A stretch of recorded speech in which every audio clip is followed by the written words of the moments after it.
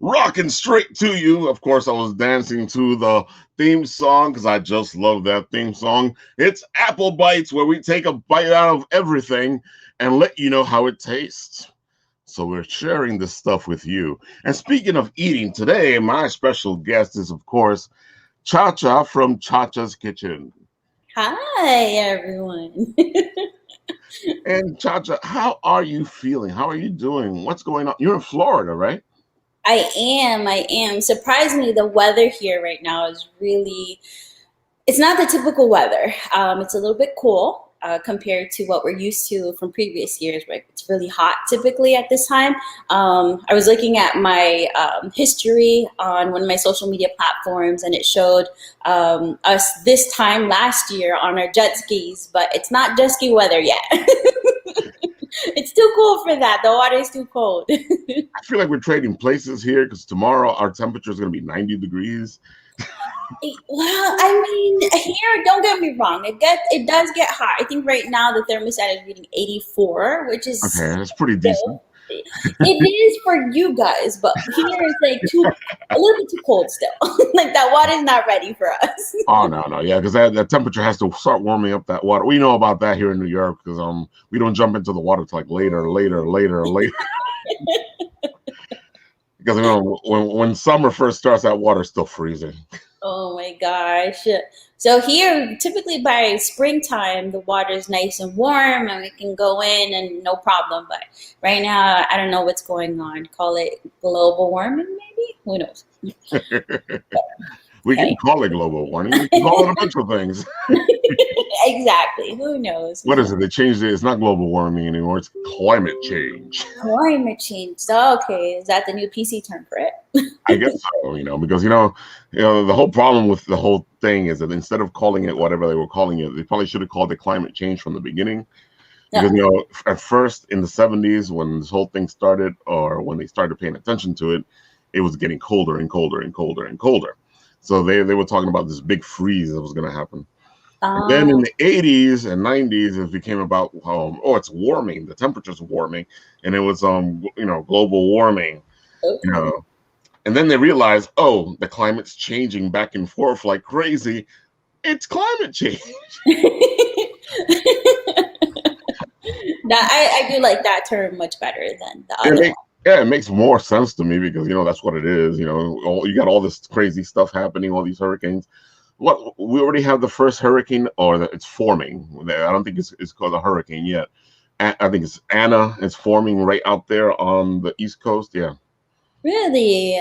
See, the problem is that we have switched where we don't have TV, cable TV anymore. So everything we're using is those platforms, those digital platforms where we get our entertainment from. So unfortunately, those platforms don't have news sources that we would get from cable TV. So I'm usually out of the loop. The ironic thing is every time some type of weather happens, for example, my in-laws, my godfather, it's like, oh, it's raining over there. How it's like they tell me what's happening before I know. I'm getting my weather report from my family. Exactly. It's so funny. So Well, that's how it yeah, is I need to look sometimes. into that one. Yeah, so supposedly the first storm is forming. It's right off the East Coast. I think it's in I think it's close to the Bahamas, or I know it's out there, and it's supposedly forming, and they think it's going to form into the first storm of the year, this is really early for that. Yeah, yeah, it is. I don't think hurricane season even started yet. No, that's what they were saying. Has it? Okay, very interesting. Well, they have been talking about the hurricane season this year is going to be, they always say it's going to be the worst one, but anything with storms is always bad, Yeah, especially when it makes landfall. I think they're forecasting 17 storms. 17, Yeah, wow. I'm curious to see with the cooler water temperatures if that's really gonna be as severe as it would be with the much warmer, hotter temperatures that we've experienced in past years. So we'll see. I'm not a I guess, meteorologist, if you want to call that, or a weather person. So I'm not going to pretend to be knowledgeable in that subject. Well, I'm here looking at your bio, and I'm like, oh my god, it's just one of the hats you're not wearing right now. It's like, I have a bachelor's in fine arts and graphic design, a master's science in entertainment business. Those diplomas were hard earned, and boy, were they expensive. I'm like, okay, cool.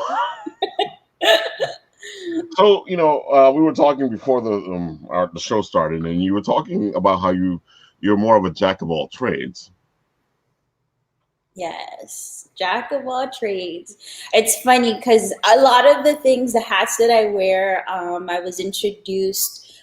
I mean, some of them were just passions of mine, such as the design aspect of things or being very creative.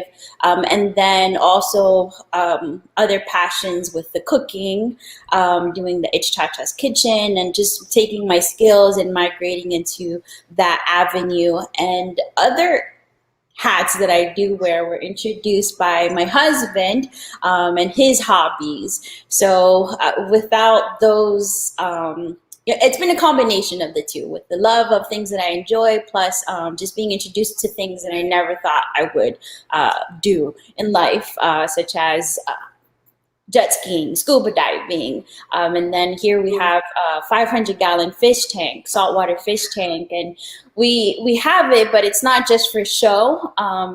We grow coral, we propagate it, and we are very heavily involved within that industry. So there's different paths that we're taking as a family and myself as an individual. It sounds like you keep busy. How do you have time for anything? Oh my gosh, time management. It's funny you say that because as soon as I'm done with one job, I move on to the next. Like there's just no break in between. It's just constantly on the go. Eventually, sometimes I do sneak in a little bit of kind of like entertainment, but it's more while I'm working.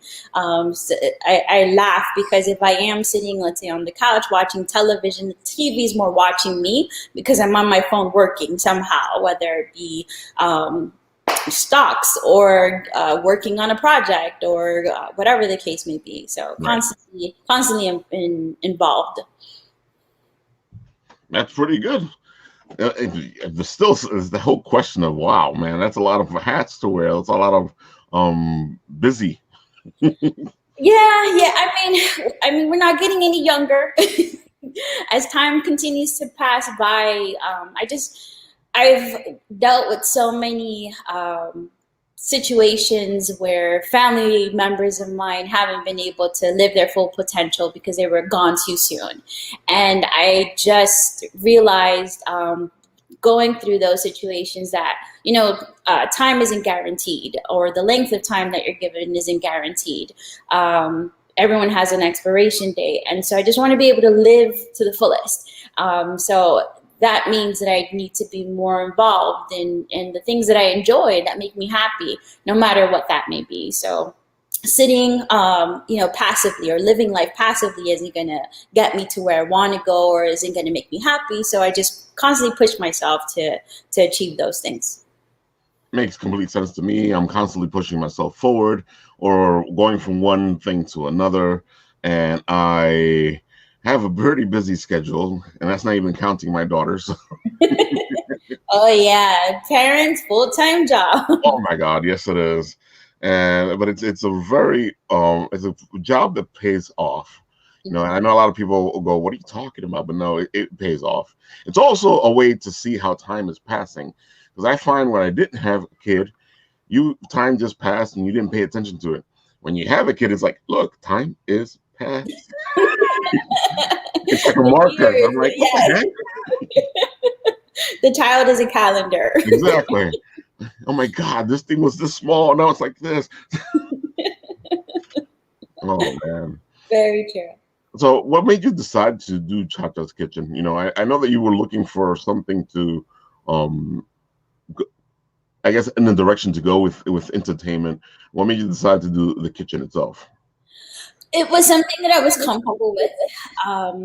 I've always been I was loved or had a passion, have a passion for the kitchen. That started with my mom and what she does with regards to, she owned a catering company and she was constantly creating different dishes or different appetizers or d'oeuvres that she would sell to her clientele. And so I just picked up that knack from her. And then on top of that, I like seeing when people eat my food, I like how they react, especially when I've taken my time to create something that is not your typical day-to-day meal. And I love to experiment. And of course, during the pandemic, it was one of those, like many of us, we were probably, I know the joke is, oh, I learned how to make bread during the pandemic, or I developed all these new hobbies during the pandemic. So Right. the same thing with me. I just took advantage of the kitchen and just being able to create meals for my family since we were all quarantined at home. And then I just started to take pictures, post on my social media, and my friends and family and anyone that is in my feed, they just took to what I was posting. They gravitated to it, and I was getting a lot of recommendations saying, "Hey, you need to start your channel. It's like that looks so good." So I was like, you know what? Let's do it. Like my saying goes, "Let's do this thing." I have to admit, like I was on your feed before this whole thing started, and I was like, why did she just start a show? This stuff looks great. Oh my God, look at all the stuff she's cooking over here. Yes. So we started, or yeah, I mean, it is definitely an effort because I have taste testers. That sounds like a fantastic job. How do you sign up for that one? Like I'll try different things and I would have my neighbors. I would tell my daughter, I'm like, here, take this to the neighbor, have them try it out, see what they think. And I like true feedback because I don't like posting things that I haven't tested. So it's okay, let me try it, let me make it, let me see what people think about it before I make it available to the audience. And that way they have a recipe that hopefully is foolproof. I like to create recipes also that are a bit more simplistic to make, or take something that may be complex and kind of dumb it down a bit so that it doesn't become difficult for the audience to make. Because sometimes there's like a lot of recipes out there that you're like, oh wow, that looks so good, I want to make it, and then you realize it has like 20 different steps, and I'm like, or maybe 20 different ingredients, and then it's like you have to go to a supermarket and you spend tons of money on something that you may only use just for that one dish. So I do try to make recipes that people can have within their household, common items that they have within the household without having to make the run to the supermarket and buy those unique or one item type of thing that you would put within that recipe that it's asking for. So the other thing you'll notice within my channel is that the focus is on Latin Caribbean food. I was just So looking at that. Yeah. yeah, it's Latin and Caribbean food. I wanted to really, while we were thinking about what type of cuisine to focus on, at first it was like, oh, we can do everything. And yes, I can do everything. But at the same time, you always have to have that audience. And so one of the things that I gravitated towards was my love for Latin food, but not just Dominican. You know, for those of you who don't know, I'm from, my parents are from Dominican Republic. So I didn't want to just focus on food from Dominican Republic. I wanted to focus on foods that I enjoy to eat, and that really, I consider myself, I guess, a world traveler in regards to my palate.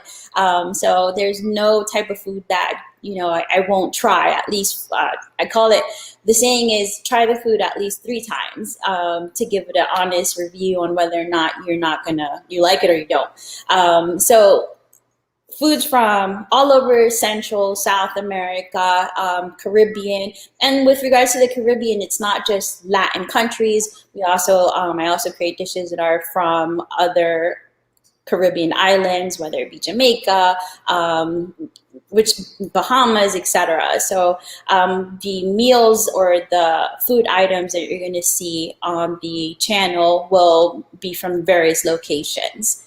One of the first dishes, if I remember correctly, that I started off with was the Ecuadorian ceviche.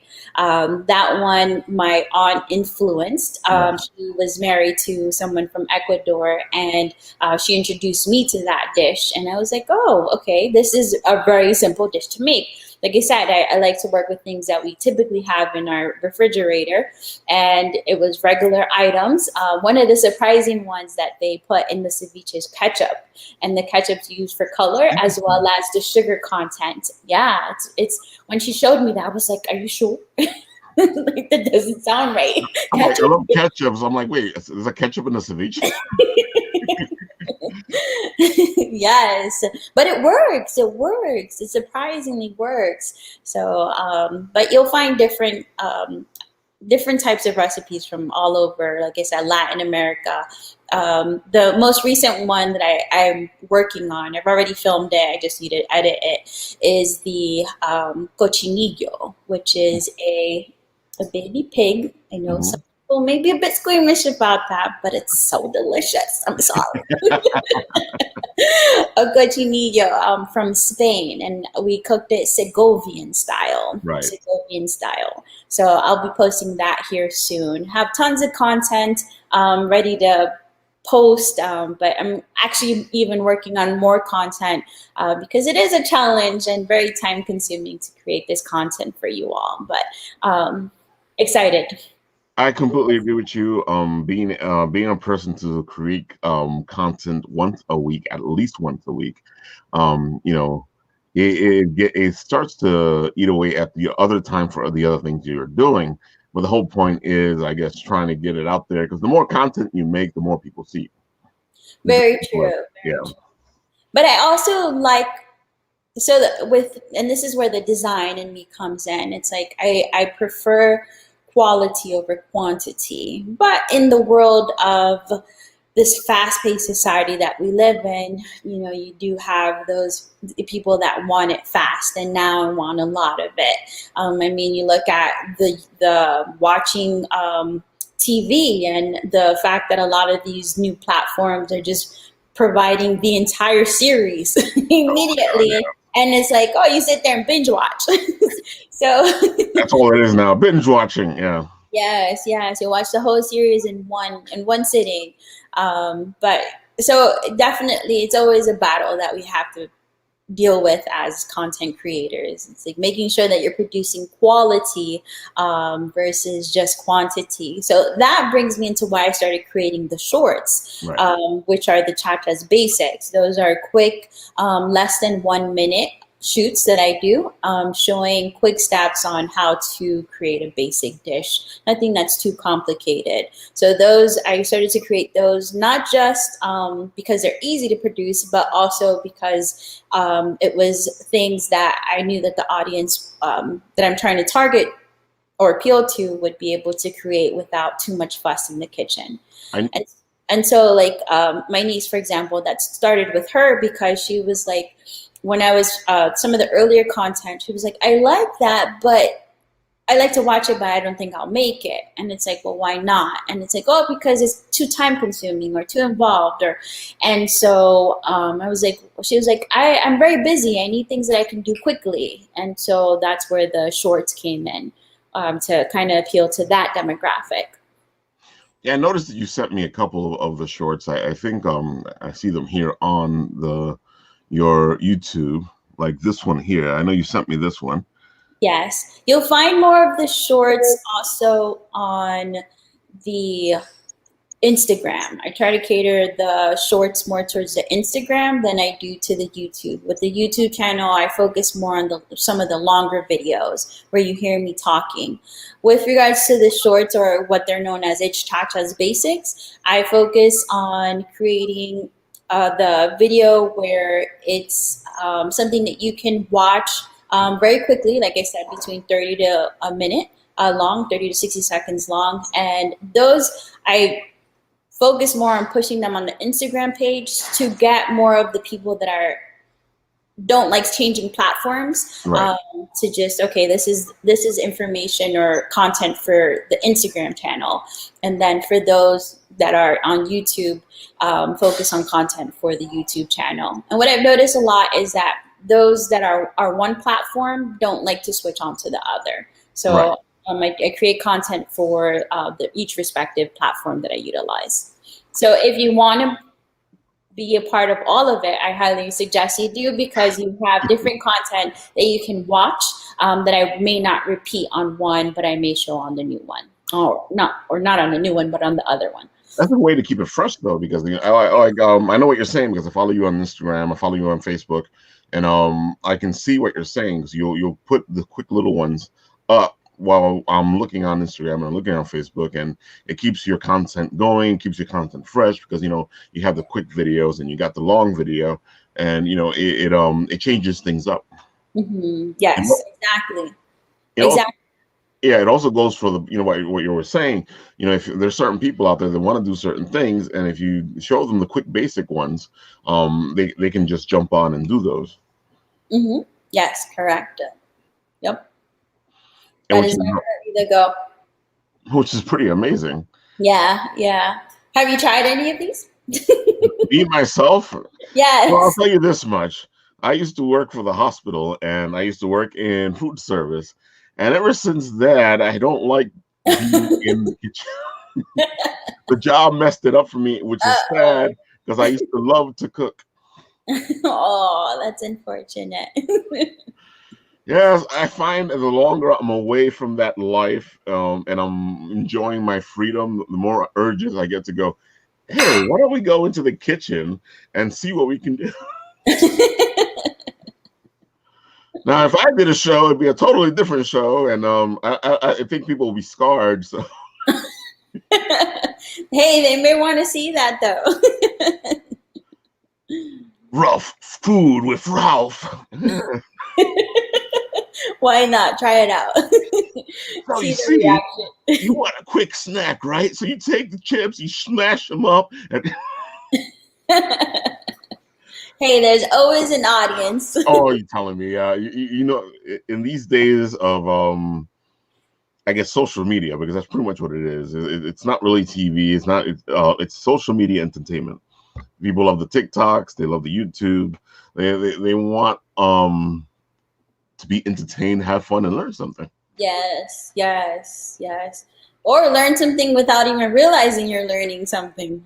So. Oh, that's the good trick now. I'm like, I'm gonna sneak this in there. You're not gonna know. I mean, but TV in general, any type of entertainment has always been that way. I remember, oh my gosh. So recently I was watching this, or not watching, but I read this article on how this little girl, she was, and I'm sure you guys have probably seen it. She was going to be abducted, and she was playing with some type of blue paint. She was able to get that on the person's body. So when they found I heard about this, yeah. Yeah, and so she learned that from SVU, which I found interesting. And that brought back a memory with me when I was younger. I had seen some show, I don't remember exactly what it was, but it had talked about grease fires. Right. How to handle those. And this may seem like a little crazy story, but when I was younger, I've always cooked since I was really young, started around the age of 8. And I was cooking something. I guess I forgot to turn off the stove, and it started to create a fire. And it was a little scary because it was just myself and my sister there at the time. Right. And she comes, I'm taking a shower. She comes running to me and saying, "There's a fire in the kitchen." So I jump out, get out, and I'm the youngest one. And so she has a cub ready to throw it at the fire. And I was like, "No, you can't do that." And this reminded me of the show, because on the show it says if you throw water at a grease fire, it's just going to make it worse. Exactly. So it just I'm recalling the steps that I had learned from watching that show. That situation would have been a lot different if I hadn't seen that. So it's very interesting. Yeah. Yeah, when you watch certain things, that they definitely can be a learning experience. I completely agree. I spent my youth watching a lot of the PBS shows. I can't say Channel 13 because it's different in any state. I used to watch the PBS shows. Yeah, exactly. You watch Mr. Rogers, watch 3-2-1 Contact, Well, and all these things like stuck in your head, like you're saying, as you learned all these things, you just start using them in your daily to day lives, and it's amazing what actually sticks with you as a kid, and you take it with you as you grow up. Yeah, definitely. Definitely. So with the content that we're providing, it's just really about not just entertainment, but as you mentioned, sorry about that, be able to love technology, Oh uh, yeah. be able to provide something where someone can learn something even if that's not what they were looking for necessarily. Your daughter also like cooks as well, right? Because I remember she actually was in a Yes. competition for, what was it, mac and cheese?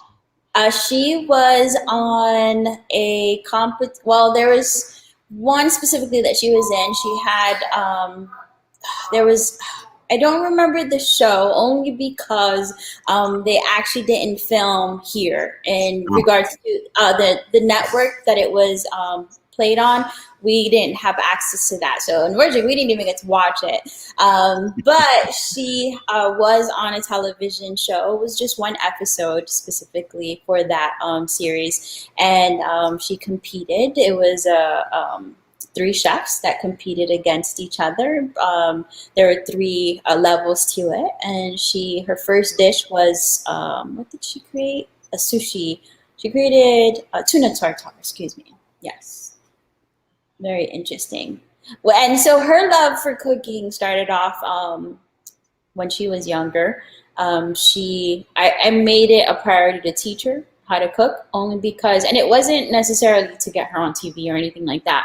It was just, hey, I want you to learn how to cook because I don't want you to be eating junk or going out every single time to eat. It's like sometimes it's good so you control what you're going to be putting in your body, and seeing my niece, she's probably gonna watch this and be like, "Why are you talking about me?"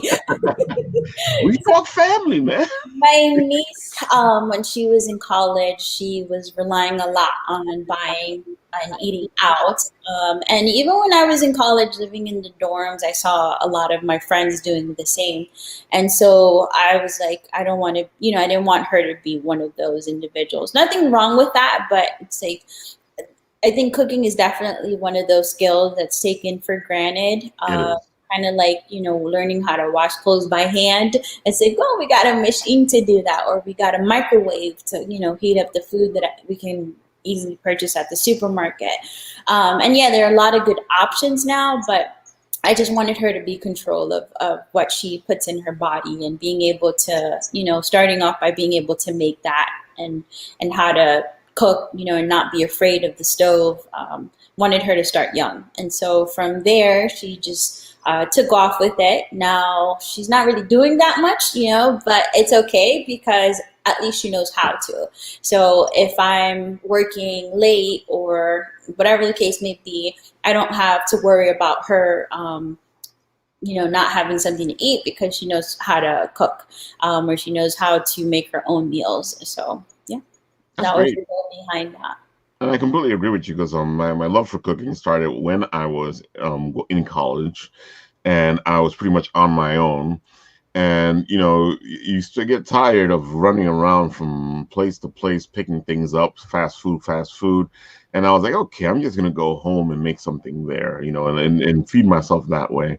Yeah. And you start to get creative, you start to throw things together, you start to, experiment. Yes. Yes. So Exactly.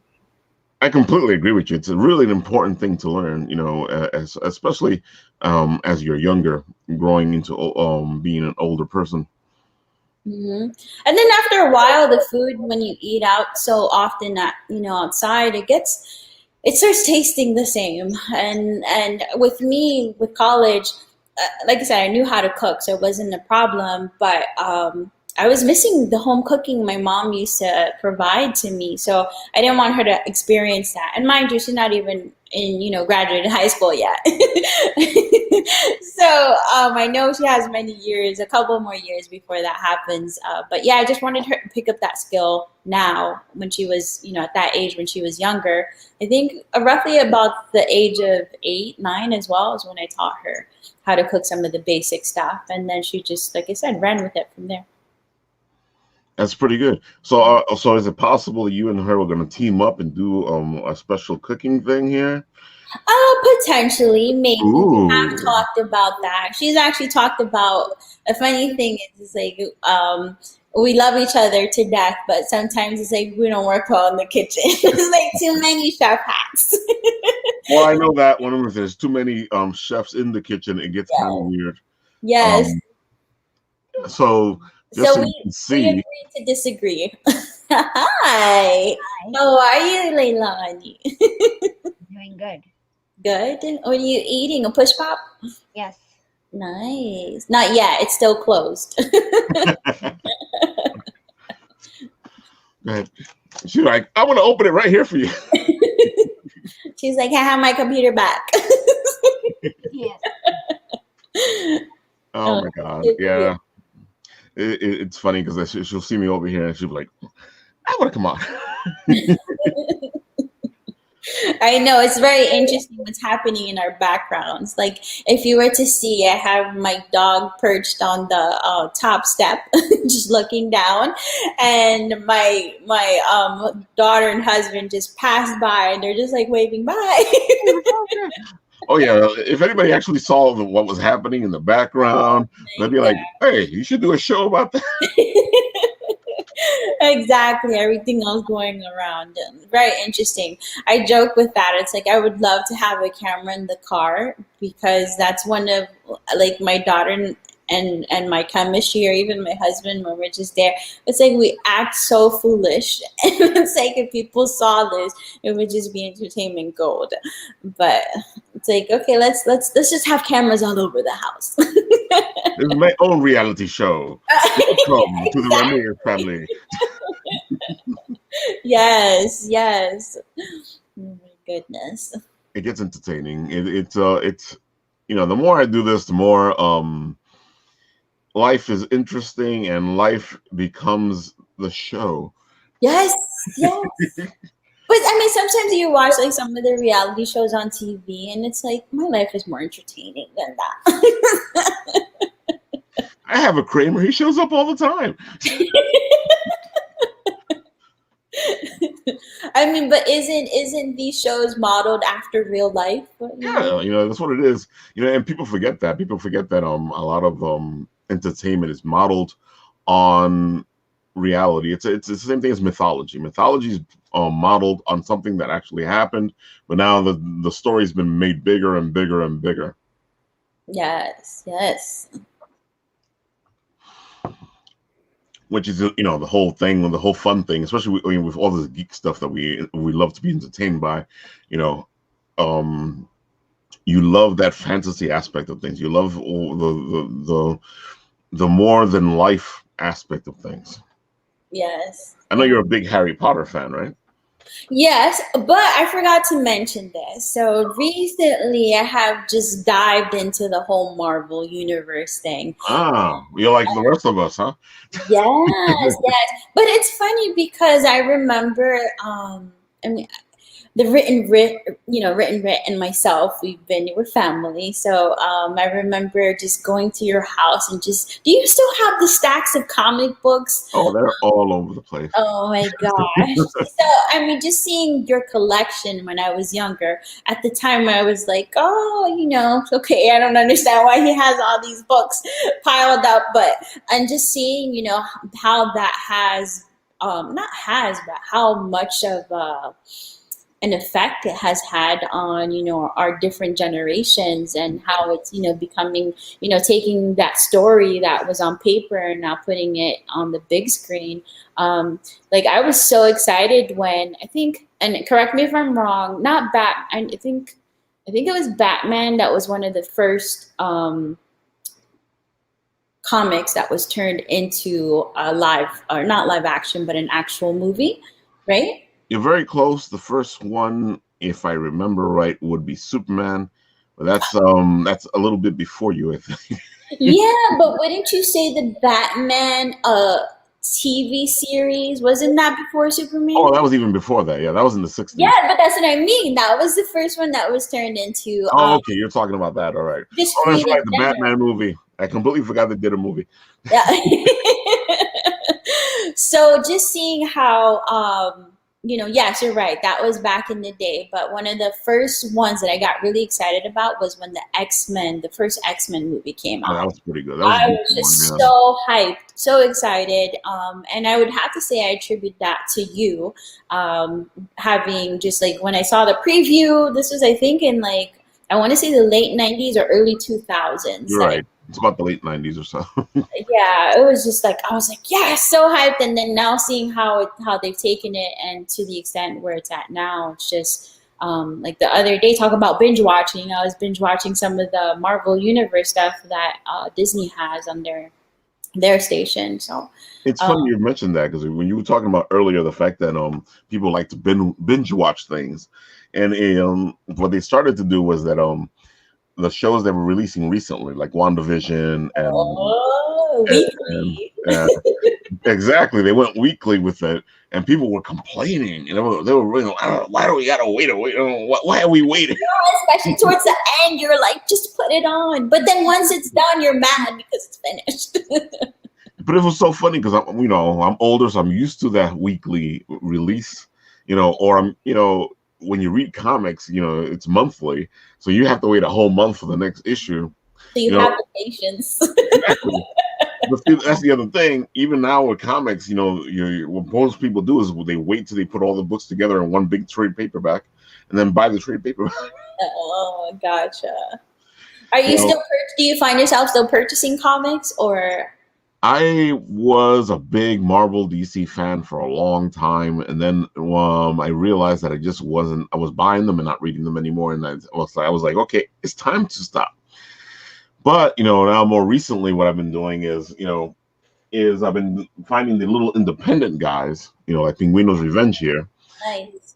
and I enjoy that because it feels more like the comics I remember, like Okay. what Marvel and DC used to be, you Yeah. know, in the old stories, the great heroic stories. I feel like now, um, you know, I'm not gonna say anything bad about Marvel or DC, but I feel like they've gone in this weird direction, and it doesn't feel like it includes me anymore. You know, I enjoy the movies, I enjoy the shows, but a lot of that stuff is based on the stuff I read back then. Do you find yourself comparing it a lot to what was written on paper? Oh, definitely. Like when we were watching WandaVision, it's all based on a story they did way back when, and you start going, well, that wasn't there, but I like what they did there. You know, Do you think that takes away from enjoying it, or I think that adds to enjoying it because okay? as a kid, what you wanted to do was see your comic come to life on the big screen. As a kid, that's really what you wanted to see, But what usually would happen was like, well, we're not going to translate the comic directly to the big screen because why would we do that? And I'm Yeah. like, because we want to see it. And they'd be like, but the movie's not about you guys, you comic collectors. We were looking for a broader audience, and I always feel like that's the code talk for we're going to make it the way we want to make it. I don't care about your fandom. Mm. Yeah. And the times has changed. How funny is that? Something that they were like no against, against earlier Oh, on, and now definitely. it's like done the complete swap. So where do you see this going? Do you foresee it dying down, or do you foresee it just like there's just so much gas in that car ready to go and go like so many different places with it? There's so much comic book or superhero or sci-fi entertainment out there that it's hard to see it like die down. I have a feeling that we're going to go through lows, Hmm. but that's normal because every genre has its lows. But I feel like right now after phase 4, or was it phase 3? No, phase 3 finished, which is the whole Infinity War and Endgame. Well, people were like, I don't know what they're gonna do. They can't keep this up forever. And then the pandemic hit, and we see WandaVision, which was a great show, and we see the Falcon and the Winter Soldier, which was a great show. And you're like, oh, they're heading in a pretty good direction. This is different. They're using the platform they have to tell the bigger stories, and it seems to be working. Yes, yes. It definitely has me paying attention to characters that I typically wouldn't have because of the direction that they're going with it now. And I love the backstory behind it. Every person has, their story to tell, and that's how real life is. There's not just one, what do you call that, protagonist, Exactly. or one antagonist. There's Hmm. always so many different parts or pieces involved in it. So yeah, very, very cool. I'm excited to see what's coming out here soon, especially with what do you think about things going to the TV screen versus the movie theater? Do you like that, or do you prefer to start seeing it, back in the movie theater again? I think one of the things that I learned from, I'm not sure if you're a big Star Wars fan, but they had this show called the Clone Wars Yes, and I Star am. Wars Rebels, and I felt like they were able to flesh it out more, give you a better story through a TV show than they were able to do it through the movie. Very true. Very true. So I feel like what they're doing now is giving you more story, more of what you need in order to see that movie. Now the Well, question, good point. Good point.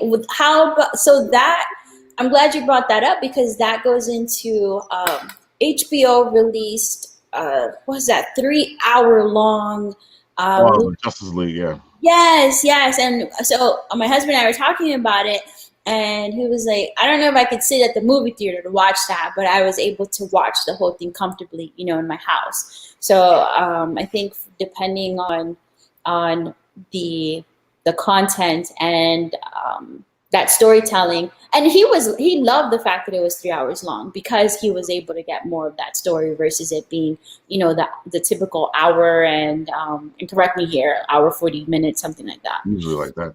That's usually the golden time because, well, most theaters want to be able to Like, show it as many times as possible so they can make as much money as possible. And that's why you don't usually see the 3 hour movies. It isn't because people don't have the attention span. Partially it is, but it isn't because of that. It's because if the shorter runs means that you can show it more often and make more money. yeah. But I do agree there's times where you need to extend the time. There's times when you need to like give more because you need more time to do that story. I don't mind seeing a bunch of parts to a movie. That's how it used to be. You go to the theater and you watch a serial, and then you see that part of the movie, and then you go, come back next time to see what happens to our hero. And I feel like now it's like, no, I don't want to come back. I want you to tell me now. Now with the story now. Binging, Yes. it's like everybody's impatient now. Yes. I mean, it's like because we have tech at our fingertips. Oh my God, yeah. This is a walking computer. Yes. I mean, it's a walking everything. I don't know if your daughter does it, but mine, she watches TV on it, or not TV, but she uses it as a screen to watch. Exactly. Not necessarily just videos from the social media platforms, but we're talking about full-fledged Movies, yeah. shows and movies and whatnot. So it's like I hardly see her coming out her room, and I'm like, "Well, don't you want to watch TV?" And I realize she doesn't need to, because she's using it on this device. Exactly. And that dawned on me recently. I'm like, wow, yes. I mean, I agree with you because there's times I get busy and I realize I haven't seen the TV in a long time. I've probably seen whatever on my phone, my Disney Plus or whatever it is. I've been watching it on the phone, and you start to go, wait a minute. You see it on the big TV and you're like, why does it look so big? And you remember, oh, I've been watching it on the phone. You go to a theater and you're like, oh my God, that's a huge screen. Wait till you go to the movie theater. It's like, oh my God, I think I've gotten used to this. Oh my gosh. I think that's why our eyesight are getting worse too. I agree. I feel like everybody, when you see people walking down the street, they're all like, hey, what's going on? Oh gosh. Talk about eyesight. It's the optometrist actually. They have, I used to wear glasses, but I don't, got the LASIK procedure done. But it had turned to the point where they were doing, instead of every 2 years, now it's every one year.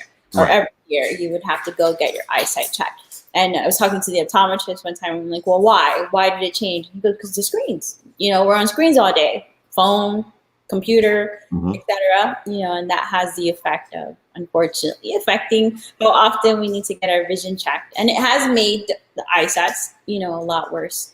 But definitely. We'll all be wearing glasses or contacts. Soon. Or everybody's gonna be getting LASIK. Come on, fix it. I do agree with you with one thing. Like I feel like they're going in a good direction with the longer TV shows and building on that. But there's just certain movies that must be seen in the theater.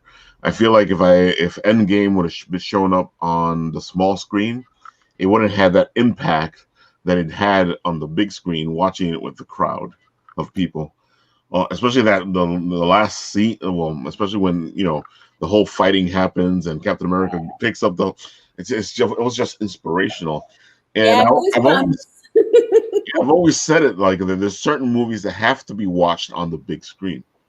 Agreed. Because people are like, oh, is the big screen dying? I'm like, no, I don't think it's dying. I just think you need to figure out what should go on the big screen. Not everything should go on the big screen.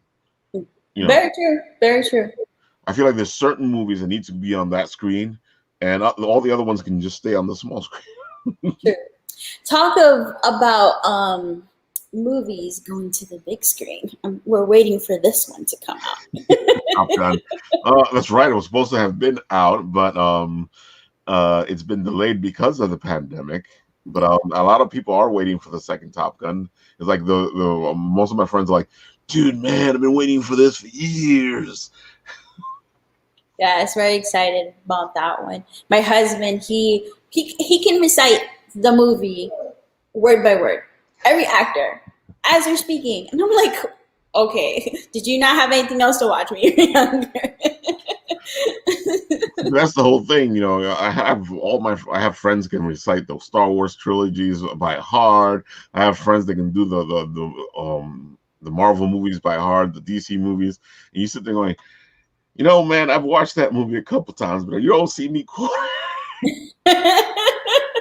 Like, that's because you're not a big fan, Ralph. And I'm like, dude, I'm a fan. I just don't, I think the most thing I can quote is freaking from Princess Bride, and that's, hello, my name is Inigo Montoya. You killed my father. Prepare to die.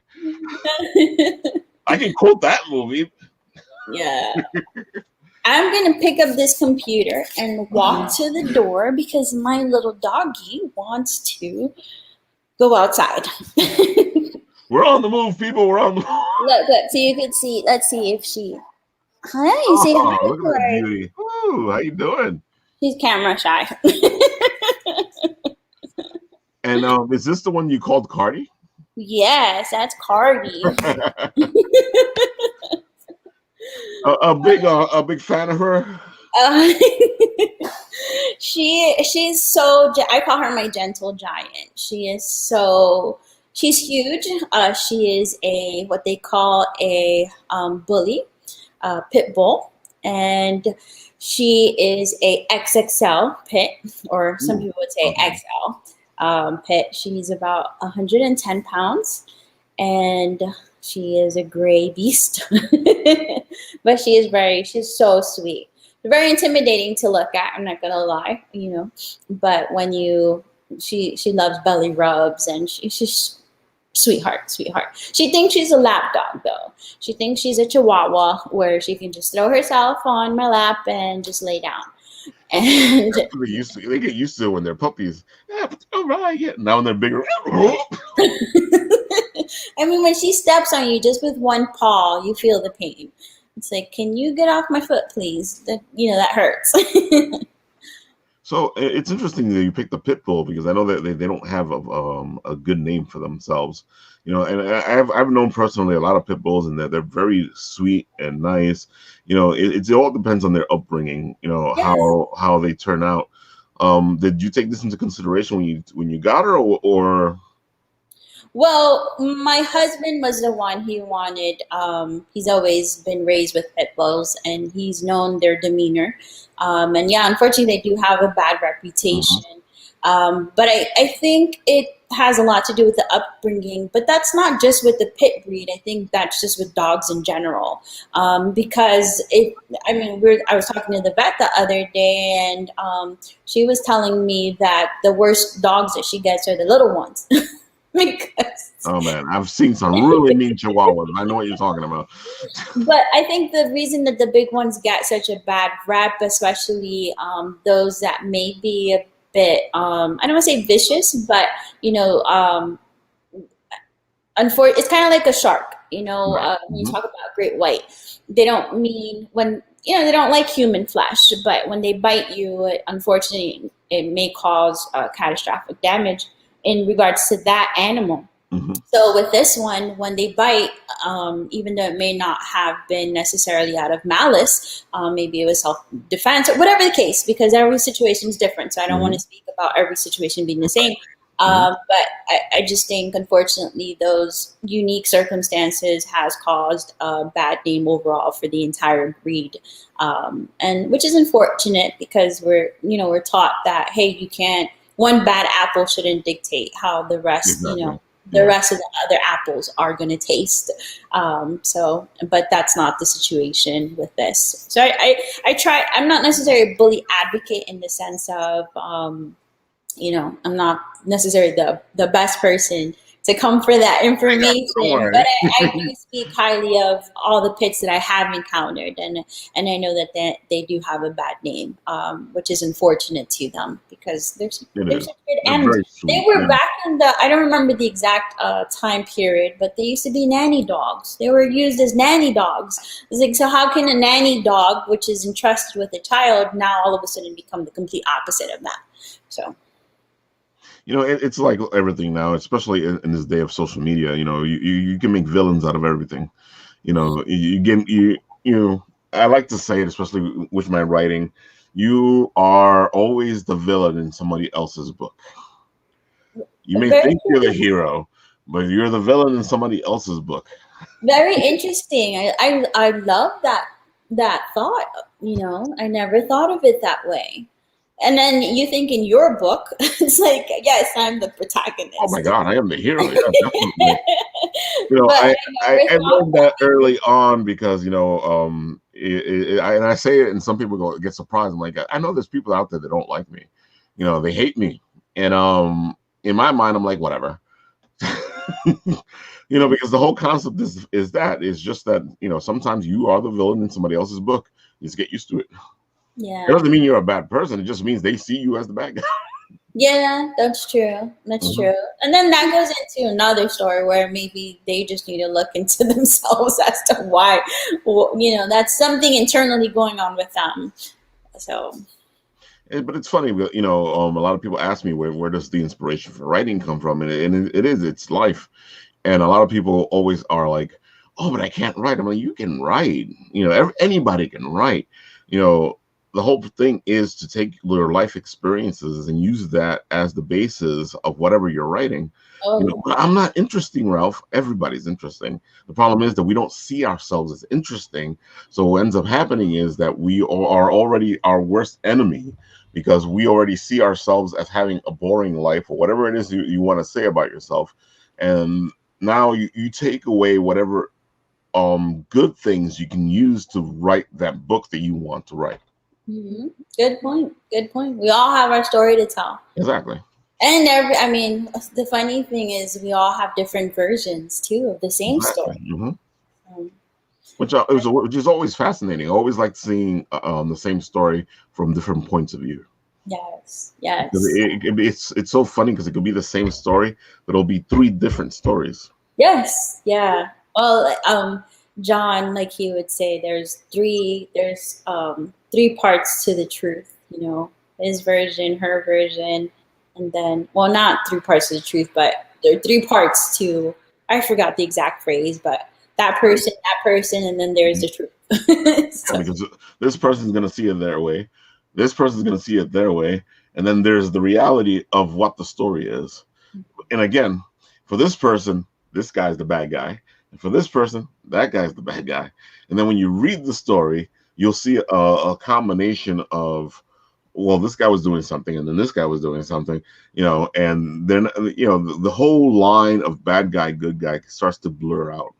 Yeah. Well, I mean, you were talking about WandaVision, Hmm. and you seeing someone that, in certain people, she was considered the antagonist, to a certain regard, and then seeing her story from, her upbringing, you could see why, she's doing what she's doing, or what she does within the different scenes or situations that she's put into. Exactly.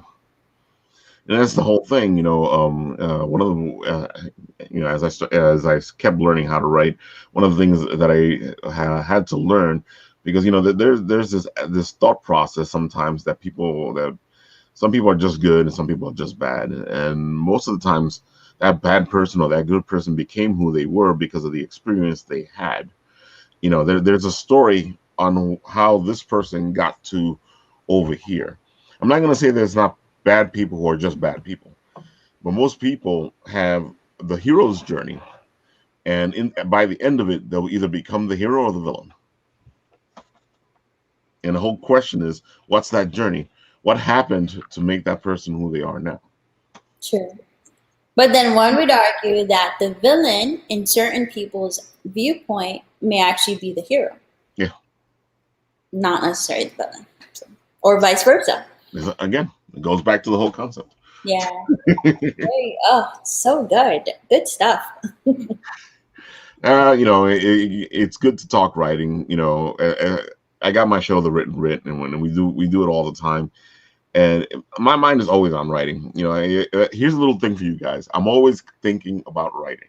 There's not a moment that I'm not thinking about writing. So you maybe seeing me do Apple Bites over here and go, hey, look, Ralph's doing an interview or whatever. No, my thought always reverts back to writing, and that's just the way it is. And I know a couple of friends who are cooks, and their thoughts always revert to cooking. Or I have a friend who are artists, and their thoughts always revert to art. It's just something. I'm not going to say everybody's like that, but it's that thought process, it's that creation process. No, it's funny you say that, because throughout our conversation, I've been thinking, what type of food See, can I make inspired by superheroes, or that's a good by thought. comics? Hmm. And like, I was like, what do they eat? What kind of dishes can I make based on, maybe, like, has food been referenced in comics? Oh, yeah. And maybe it's like I can pull from that. Like So, one of the big eaters in comics is the Flash, because his metabolism is so fast, but he has to get in the energy, so he can keep doing what he's doing. And I always find it funny when they actually do reference that he has to eat so much. It's funny. He showed up on a Scooby Doo episode. I don't know if you've seen it. Scooby Doo and Guess Who, and the Flash shows up, and him, Shaggy, and Scooby are like eating like crazy, and I'm like, that makes sense. oh my But for gosh. some reason, I think Flash. I think hot dogs. Do you have so tell me your take on the whole Marvel universe and the X-Men part to it. Do you think that the Marvel characters, with the exception of the alien ones that aren't, from Earth, do you think that they are just X-Men? It's been a battle because for years. Yeah, because I remember when we were younger and Marvel was, Marvel. I started off as a whole united, Marvel Comics. Then it became the X-Men and the rest of the Marvel universe. And you're like, okay, why are we separating everybody like that? Because at first we were all together. Now it's like, well, look at the X-Men. But as they became more popular, they started to pay more and more attention to the X-Men universe, or the mutant universe, and start separating it from the other thing. And I'm like, okay, this is all the same thing here. You guys are all in the same universe. Just enjoy the universe. I like it better when you guys are working with each other. I like it when the Beast is on the Avengers, when Wolverine is on the Avengers. It's a much better world instead of this. Let's separate it. It's two different things. I'm like, no, I want to read and enjoy all my Marvel characters in the same universe. I don't see DC doing. It's like they're all DC heroes and villains. Marvel's Yeah. like, well, you have the X-Men and then you have the Marvel universe. I'm like, no, it's all together. Yes, agree. Because especially with WandaVision, I'm like, well, wouldn't she be considered technically a mutant? What makes her any different from some of the other X-Men characters? Well, that's different though, because Marvel didn't have the rights to X-Men, because Fox had the right to X-Men. Mm-hmm. So Wanda and Quicksilver aren't mutants. Okay. In the Marvel universe. But in theory. Oh, in the comics, yeah. They're mutants, but in the Marvel universe, they couldn't use mutant, so they made Wanda and Quicksilver something else so they can be in the Avengers. It's all that stuff that happens when you become a big company, you start to sell off your property to different people, and then you can't put your characters in the same movie. Yeah. Well, now they can because they bought everybody out. They had to buy everybody out. It's like, oh, let's make a deal with Sony so we can get Spider-Man. We'll go down to Fox. We'll buy everything up, and we can use our characters again. Yes, I'm curious to see how Disney's going to take it to the theme park level of entertainment. Like, I love their brand, but especially they've done a great job with Star Wars. Yeah. And how they I'm amazed by it. I can't wait to see it. Yes. I like all the aspects they've put into it because it actually feels like the Star Wars universe in Disney. Yes. And that was a good way to do it. Yes. So I'm curious to see how they do with the Marvel part, because Universal did such a great job with their that's what I was thinking, yeah. Their rides. And granted, with the Universal theme parks, they definitely cater to a much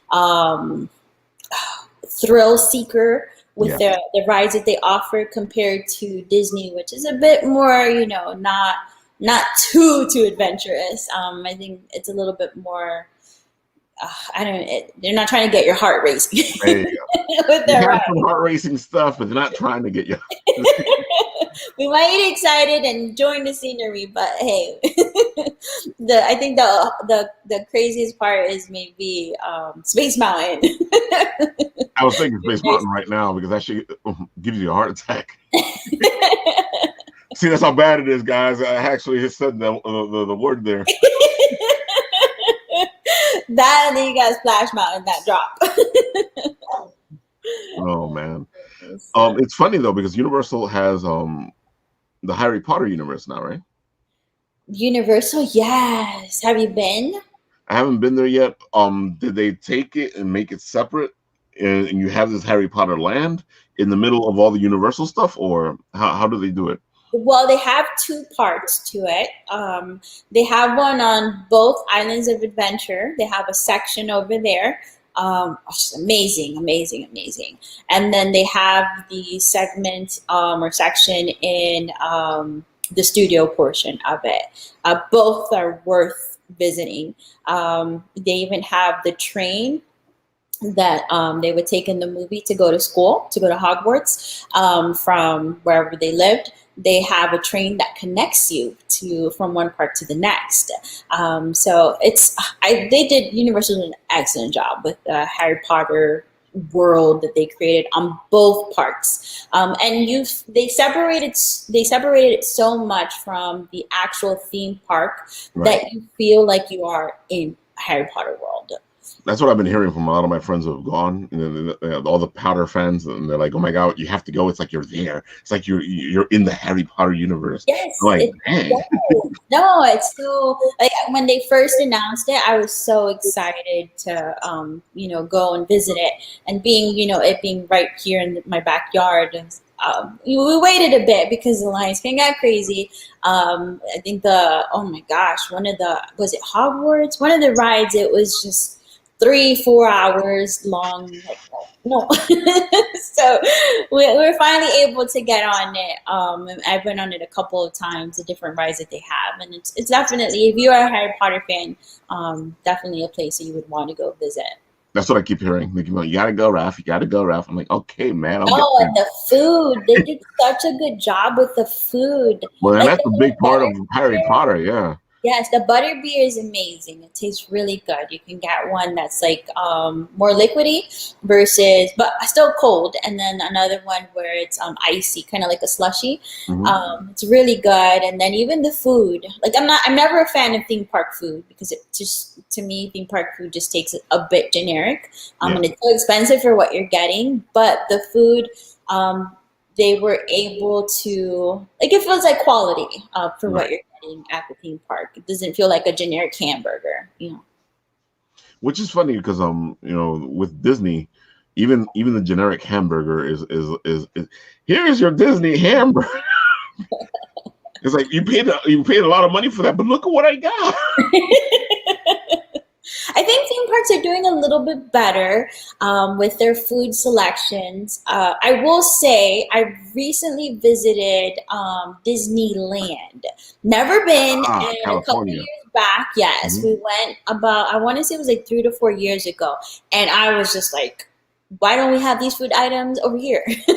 It feels like you're visiting two completely different parks. And oh my, I'm so bad with names, but you have Disneyland and you have the other location. And I'm probably, people watching this are probably screaming, like, it's this name. And it's Because called, I know it's two of them. I know the other side of the park is a more traditional boardwalk style with all the roller yes, coasters and all. yes. Yeah. But that one, to me, I would say that side of that park was what I loved. The Disneyland one is like, I prefer Disney World better because it's just so much I was gonna bigger. ask. That was my next question. Yes. I'm a big Disney World fan. I've been there a bunch of times, and a lot of my friends are like, you got to go to Disneyland. And I'm like, I don't know. I could get the feeling that I go to Disneyland, I'm gonna be like, why did they shrink Disney World?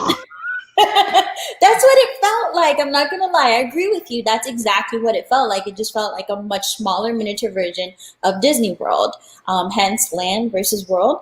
But I think the other one is called Adventure something. It's And adventure. Oh yeah, you're right. Something like that. yeah, something I'm adventure. bad with names too. Don't worry. But they have like the whole cars section, and I was like, oh my god, it just feels. I feel like if Universal and Disney were to like create a child, that adventure section was kind of that because some of the rides that they did have, and the overall atmosphere was a lot more towards that Universal feel. I've just heard from the Peanut Gallery that it's California Adventure.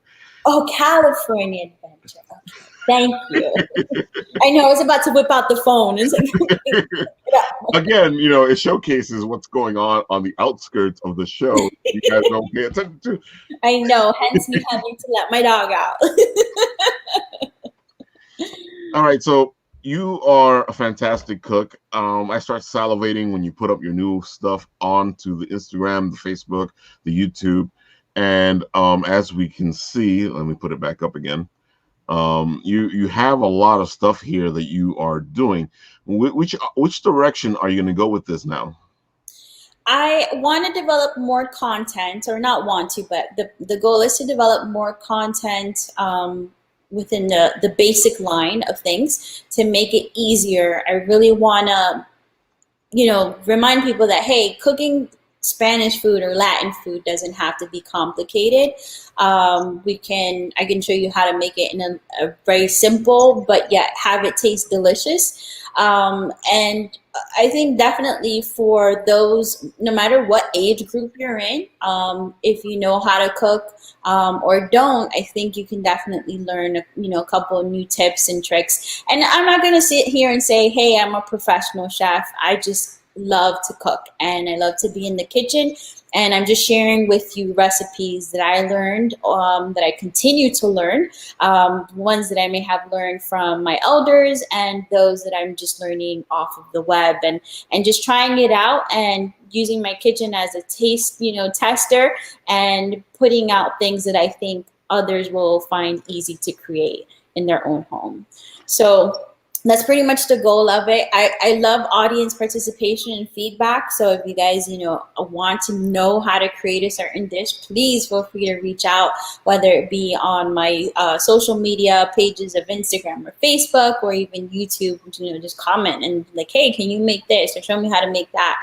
I do like to make anything that you can think of. Maybe something it was that your family made when you were younger, your mother, your grandmother, and it's like, oh, they're no longer here to share that recipe with me. Can you give me something that's close to it? I'm not gonna say it's gonna be identical, but can you give me your version of it? Yeah, exactly.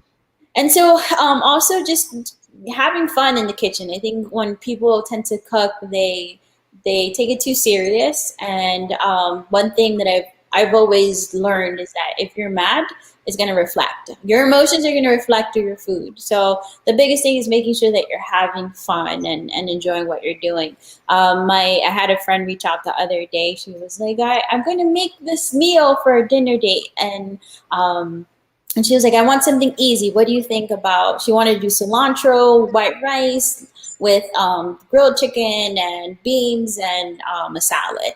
And I'm like, that sounds good, but are you comfortable enough to make all those items? Because there's multiple parts to it. Exactly. So that's another thing, just being comfortable with what you're doing, especially for a dinner date. You don't want the first meal that you make to be the first time you're making it.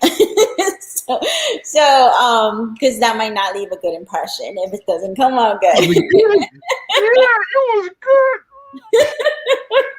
You'll be ordering takeout. That or they won't call you back again. I'm full. You only had one bite. Yeah. I would like to do more collaborations, so that's something else that we're in the works. Having more guests or just people involved cooking with me, because I love to cook with others. I like having an audience. I have people, yes, that takes the food behind the scenes, but I think in order to create more of an interesting channel, because I'm comfortable behind the camera, but when it's just yourself, it's kind of like you don't have anyone to feed off of. So like I love the dynamic that you and I have right now, because I'm feeding off of you, you're feeding off of Exactly. me. We're comfortable. And I would love to have more people, in the kitchen with me to have it more interesting, whether it be someone that doesn't know how to cook and I'm showing them how to for the first time, or someone that is my elder showing me how to make something that I just didn't know. That's a good idea. Yeah, and then I would also the other things that we're working on is bringing it out to the public, in the sense of going to various locations and showing you guys my process of how I go about with my shopping list. Where do I go shopping? So instead of it just always being behind the kitchen, showing you more of that outside aspect of it, and where to get some of these items, or introducing the audience to things that they may be hard pressed to come by. I noticed that a lot of people that do follow me on social media, they're like, hey, where do you get this? I live in the Midwest and I can't find this item. What would be a good substitute? So those are things that I always have to keep in mind. I'm not just catering to people that live in an area that is internationally affluent. Not everyone lives in a major city where they have access to ethnic groceries. Exactly. So, be able to find substitutions where they can find these items, even though we have the internet where you can order, but without having to pay an arm and a leg to get this, or having to travel too far. Thinking of alternatives as well. I completely agree with you. I come when I was doing my Writ show by myself, it was a little different than doing it live or having feedback when you're actually doing the show, and it feels like it helps the process more. I can see that, especially with cooking, because you're actually doing something, and if the audience is participating, and I can see in your social media that you enjoy that participation from the audience, and your audience does participate, and you do listen to what they're saying to do whatever you're going to do next, or for suggestions. And now, what is your social media? So if anybody wants to participate with you, where do they go? They can go to Chachas Kitchen, ITSCHACHAS Kitchen. That's the handle for both the Instagram as well as the Facebook page. So my little guest was saying, I think she's telling us to wrap it up, but It's like, cut. It's that time. well, we're near the end anyway. We're wrapping it up, and we're letting them know where we can find you, which is always important. You know, as you guys can see, you know, I'll put it back up here again. That is her page here, her On YouTube YouTube. page. Yes. There we go. Let me bring it back. You know, and you know, if you're looking for her, there it is. You know, because she just rattled off all the places you can find her. That's the name of the show. That's the name of what, you know, most of your social media is under Chacha. Yes. The YouTube, or excuse me, the Instagram as well as the Facebook, you can There we find go. with the handle It's Chachas Kitchen minus the punctuation, and then with YouTube you can do a search for It's Chachas Kitchen. I have to admit, it comes across very easily. Anytime I look you up, it's like, oh, there she goes. Which is a good thing, because that means that you're easy to find. Yes, awesome. Thank you. And like I said, any suggestions you guys have or want me to cook something that you want to see, learn how to make, you know, feel free to reach out and comment and leave me suggestions and feedback within the channel. Always open to hearing everyone's thoughts. Well, there you have it. We've taken a bite out of Chacha's kitchen. Now she's going to have to fix it. You know, I don't know how she's going to do it. But do yourself a favor. Check out her stuff. That coquito recipe for the cheesecake is fantastic. I showed you a little bit of it because I was like, what? Really? A coquito cheesecake? It's so good. So Exactly. She also has a recipe for coquito on the site as well, you know. And now she has me thinking about Christmas. So, but it's July almost, so. Hey, what is it? Christmas in July? Exactly. And I celebrated it once, and it was fantastic. And I might do it again soon. We'll see. But who's to say you gotta wait till you know? Funny you mentioned that after Thanksgiving, after Christmas, actually, a friend of ours, she had like 4 turkeys. Why? I have no idea. Wow. And she was being given the turkeys by different people, and she was like, "We have a turkey fryer. That's how I make our turkeys. We fry it every year." And we were like, you know what? We can fry it. It takes, depending on the size, roughly 45 minutes. Mm-hmm. So we took the air fryer. We ate turkey every weekend. Like, let's see, I didn't want turkey for Thanksgiving anymore. It's funny though, because you know, usually we don't get turkey for Thanksgiving. Well, yeah, I know. Because you know we go pernil instead of turkey. And I usually have to go, come on, give me at least a little bit of turkey. Get a turkey breast, and you know I'll be happy.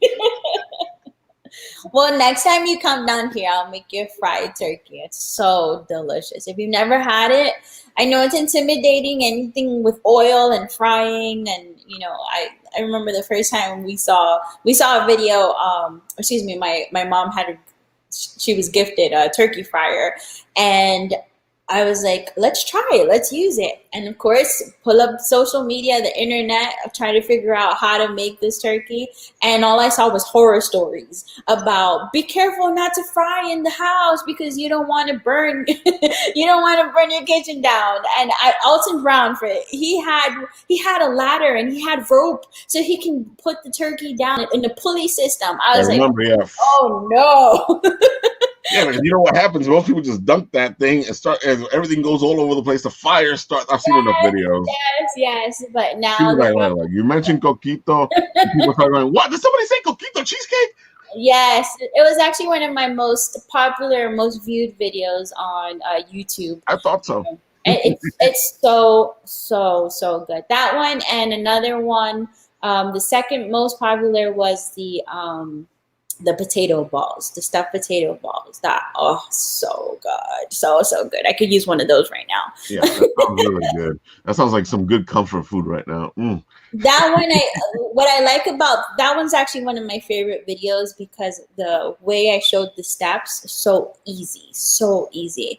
I like to use those that don't really cook in my household, and I show them, hey, what do you think? And I'm like, can you make this? They're like, yes. I'm like, okay, they're good. We're gonna post it then. Yes, we're making you hungry. I'm There making you go. myself hungry. Yeah, I feel like after this, I'm gonna be like, well, maybe I'll make some. Nah.